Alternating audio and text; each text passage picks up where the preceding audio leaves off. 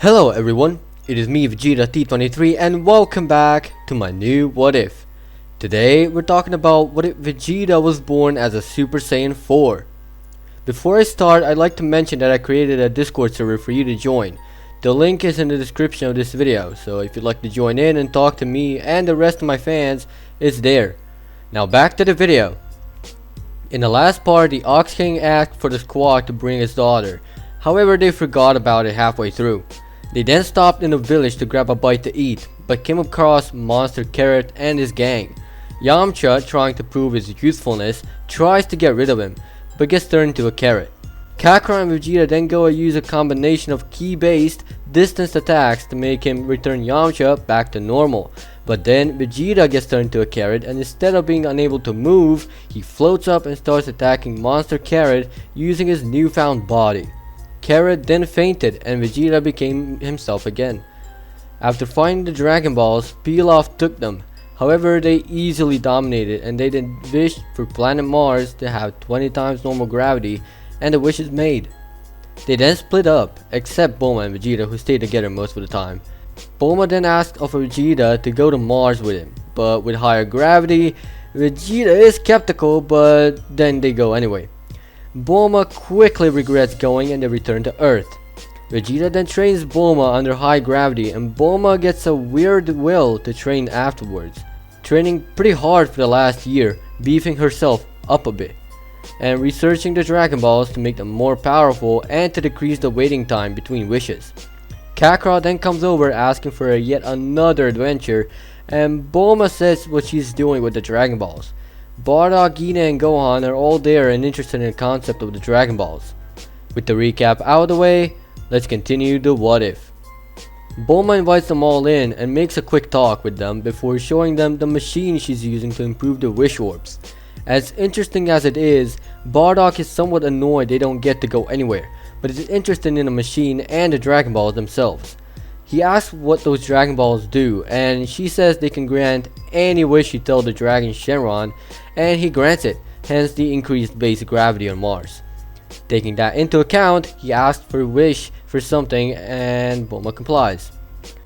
She summons Shenron, and the intensity of the summoning is way greater than the normal dragon can do. Shenron asks to speak up the wish, and Bardock tells Gine that it's for the best. He then wishes to bring Raditz to their location. Shenron complies, and they're actually amazed that Raditz is alive. But when he gets there, he looks like a fucking me in real life. He looks so skinny he's beyond recognition, also unconscious. They wake him up so he can at least comprehend what's going on. Vegeta then goes to look for medicine and encounters Yajirobe. He knows in what kind of need he is and gives him a senzu bean, also telling him to visit Korin's tower if he has any time. He returns back and gives Raditz a senzu bean. Raditz wakes up actually looking normal compared to before. He's still skinny, but his skin actually has a normal color. He asks where he is, but before he can finish his sentence, he sees his entire family right before his feet, minus Gohan. He rushes in to hug them all, but gets struck in the head by Bardock, who asks why did he let himself go. Raditz explains he was left on a planet with a very weird life form, and he literally had nothing to eat or anything. He had random patches of water around his cave, and he had to eat a weird sand. It helped some, but it didn't let him train whatsoever, so he had to rely on some shit tasting water and sand. They took pity on him for him considering how bad he looked, so they gave him some water and food, despite having senzu a few minutes ago. While they're all eating, Raditz asked about a new life, and they say they have a new planet and king, pointing to Vegeta. Raditz is confused because Vegeta is so young, yet a king. Now knowing who's the new king, he asks if this is the planet they're ruling of. Bardock then points to the sky, revealing a perfectly visible Mars, looking more like Earth than Mars. Raditz is amazed, but keeps his composure. Bardock then asks him to choose, to either stay with them, or to go to Mars and be a guard there, and or do some shitty job no Saiyan wants to do. Raditz is weirded out and asks why. Bardock replies with how on Mars he is a Saiyan and on Earth he has a life. Raditz thinks about it and he replies how he needs to buff himself back up and how he will go train on Mars for a bit to get some gains, and then he will return back to Earth cause he wouldn't want to be weak now. Bardock appreciates Rad's thinking and lets him go. Vegeta instant transmissions him to Mars and then returns. So now the family got bigger again, and they are happy and confused. Bardock and Gine are happy their firstborn is actually alive, and Kakarot is confused he has an older brother. Bulma breaks the emotional moment and explains how the Dragon Balls will become usable after 3 months instead of 1 year. The squad gets happy to get 4 wishes in the span they could have gotten in 4 years, instead in only 1 year. Knowing that, Bulma activates the curing process that allows the shortening of time. They then return to their daily lives. 3 months later, a new threat has risen. Bulma goes to her laboratory and finds the Dragon Balls missing. She starts panicking as to who might have done this and goes into security feed. She sees a goblin looking creature sneaking, taking the Dragon Balls before disappearing into thin air. She grabs her spare radar and goes after the Dragon Balls.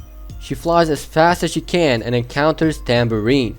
Tambourine senses her and attacks her, but he's easily beheaded by Bulma.